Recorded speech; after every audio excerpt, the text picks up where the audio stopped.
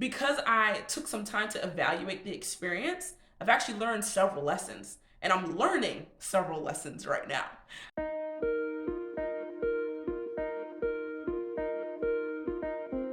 Hey guys, it's me, Sonja of SonjaW Coaching, and I'm super excited because we're back again talking about the keys in refocusing your efforts when everything falls apart, right? Or when everything kind of falls off the rails. This week, we're talking about evaluating your experiences and the power in doing that, okay? But before I do that, let me go ahead and introduce myself. Hey guys, my name is Sonja of SonjaW, and we are all about making sure that our overwhelmed, multi-passionate women learn how to live, learn how to acknowledge, learn how to execute and win their dreams. We're all about making sure dreams meet reality here at SonjaW. So, one key that I think is so important when we see ourselves falling off or something happens, some big thing happens in our life, is that we actually evaluate the experience that we've had. Whether it's a good thing that happened or a bad thing that happened. Sometimes we just literally just live life, and then next thing you know, we're here and we have no idea how we got here, right? The key to really honing in on intentional living and getting into our focus is actually evaluating the experiences that we've had. And I think there are 4 key questions that you have to ask yourself to make sure that you're doing that. There's a book that I read by John Maxwell. I believe it's the 15 Invaluable Laws of Leadership. I think it was that one. And it was the 15 Laws of Growth. Something like that.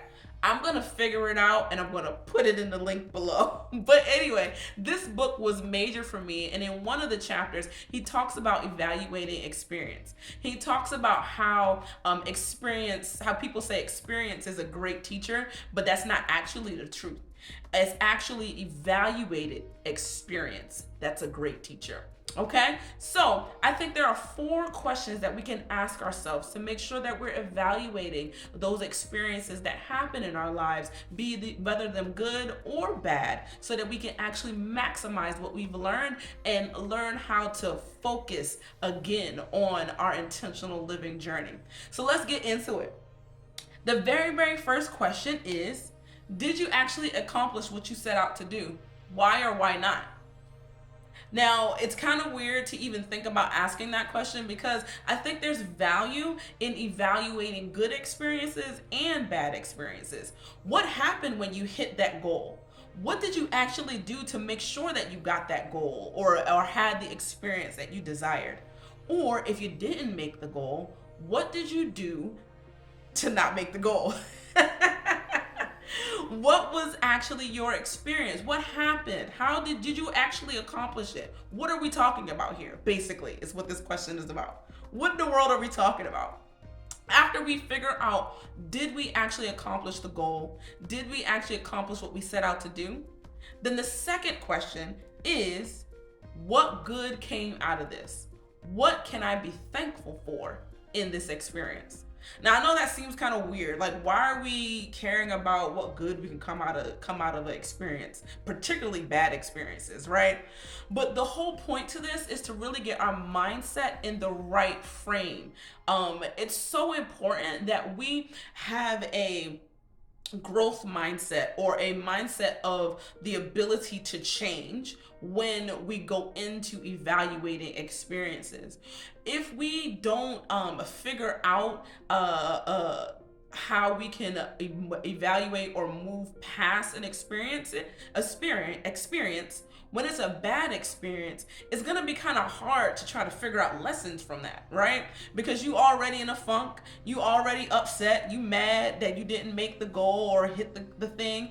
So how in the world are you gonna figure out your lessons, right? How are you gonna actually have a mind that is gonna allow you to think about what you can learn from the situation?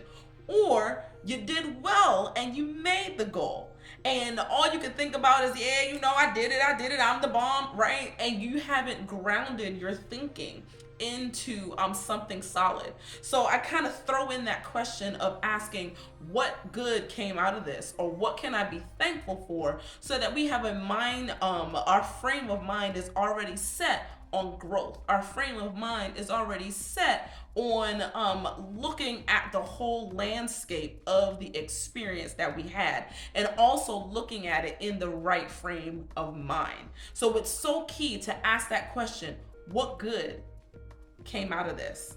What can I be thankful for in this?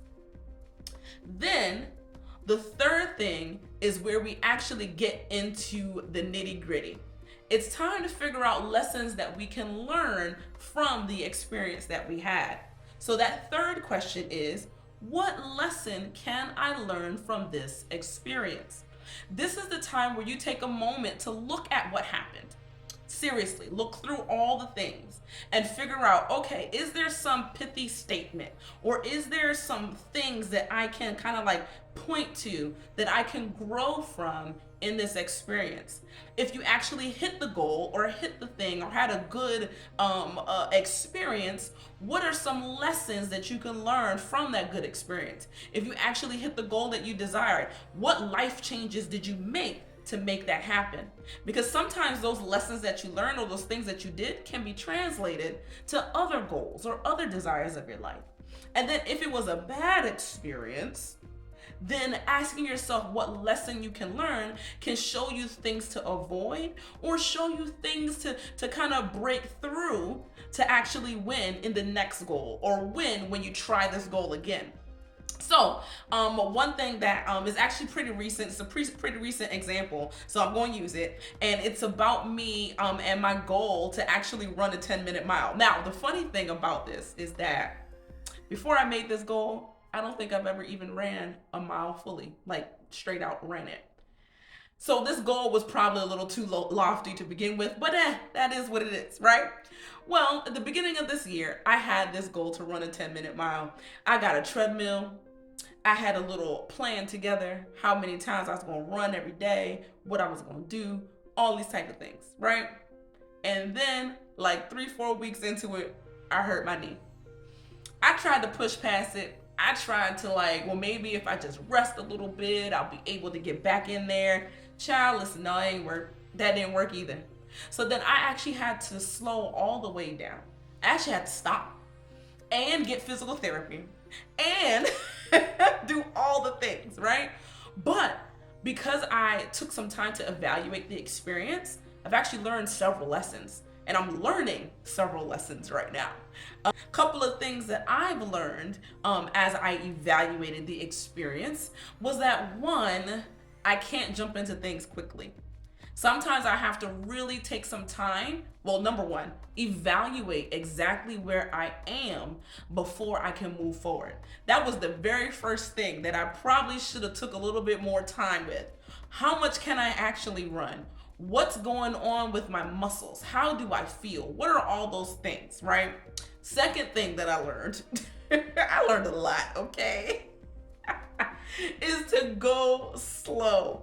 Particularly with anything new, I have to figure out the steps that I need to take first and take my time through it. Maybe I can only walk a half mile. Maybe I can only jog at a slow pace, right? So figuring out where I am and how I can move, and also moving slowly with the increments. I was talking to my physical therapist, and she was like, okay, so you should only do X amount every week, right? You should only increase a little bit every week. And me, I used to be like, bet, all right, I made it. We're going to jump to the next mile. I'll be able to run a whole half mile by then. And she's like, no, sis, you can't do it like that, right? So be a little bit slower. Do things in increments. Also strengthen my legs, strengthen every muscle around my knee. I realize that it's not just about making sure that I can run, but making sure that my legs are strong and that every single muscle, girl, I found out, or guy, whoever's watching, sorry. I found out there are a whole lot of muscles surrounding your knee, and you gotta make sure that you're strengthening all of them, right? So for me, I learned a lot of lessons through my journey of evaluating this experience. So again, it's so important to make sure that you are effectively evaluating experiences so that you can learn from them. So you don't go back down the same road again. Right? For me, I don't plan to go back down the same road of a knee injury. I plan to make it to to the end of this goal at some point in my life.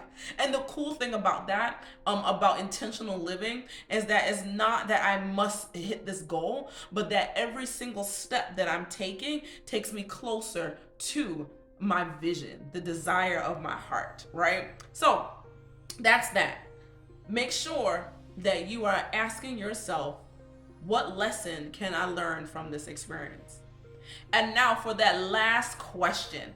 It's the big one. It's the big kahuna of the 4 questions, because this one might be the hardest one. You've taken some time to figure out, did I actually accomplish what I set out to do? You've taken some time to figure out the thankfulness that, or the thankful things, the things that you can be thankful for, in this question. And you've also even taken time to figure out the lessons that you can learn. The last question is, well, now, what are you going to do about it? What are you going to do about all the things that you did? You took your time. You looked at it. You figured out lessons. You even have cool statements to kind of build on those lessons, right? Well, what are you going to do about it now? Are you actually just going to take all that? You got your own little journal entry. You had a great session of prayer. You've decided, yes, this is the thing I understand this experience, right? But what are you going to do with that information? Are you just going to let it be on that journal page? Or are you going to take some time and take the next step? This is where you have a choice. Are you going to go backwards? You're going to go back and do the same thing again? Are you going to just stay here? You're too afraid to move forward, too afraid to move backward. Or are you going to actually go forward and get closer to your vision? Remember, we are talking about these goals that when we're living intentionally, we have that big vision. We have that thing that we really want to see happen in our lives. But then we also know exactly where we are. And the goals are closing that gap.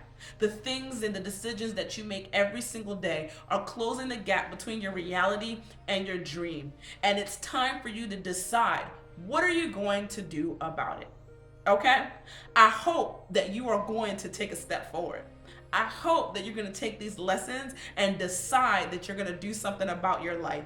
That living intentionally is more important than being comfortable. I hope that's what you're going to do, because I know that's what I'm going to do every day. I'm going to try hard to make sure that I am living intentional every single day. And I want you to do the same. All right? So if you are with this, go ahead and write the word yes in the comments below, because I want to spur you on. I want to help you make it happen. And then go ahead and subscribe. I know you've been watching me. I know you've been, taking your little time or whatever, Go ahead and subscribe, all right? Because I want you to know when I come at you again with that video on every single Thursday, okay? I hope you have a great day wherever you are.